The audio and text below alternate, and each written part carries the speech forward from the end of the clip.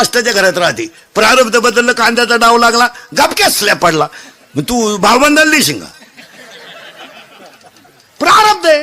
हा, तो पार प्रारब्धात तुझ्या पुरीचं चांगलं होतं, 20 गुंठे इकून तो नोकरीवाल्याला पोरगी दिली, ते सापडलं भ्रष्टाचारात, तांबड्यात घरी आलं, तेच लोकांच्या खांड्या करायला लागलं. प्रारब्ध आहे ना. स्वतःच्या मुलीनं कधी जमिनीवर पाय टेकवला नव्हता महाराज, पण ती पोरगी सुद्धा बापासमोर वनवासाला निघली, वलकले नेसून. जनक शब्द बोलला नाही, पण जनक एकच शब्द का बोलला नाही तर जाणकार माणसाच्या ध्यानात येईल. जनकाला माहित होतं माझी पोरगी जरी राजयोगात जन्माला आली असली तरी प्रारब्ध मी बदलू शकत नाही, देवही बदलू शकत नाही. असू द्या, मी गंध राजा जनक आहेत, पण मी माझ्या मुलीचं प्रारब्ध बदलू शकत नाही. यदा कदाचित माझी मुलगी जर 14 वर्ष वनवासाला गेली आणि ती जर इतिहासातच अमर होतात असेल तर वनवास करायला काय हरकत आहे?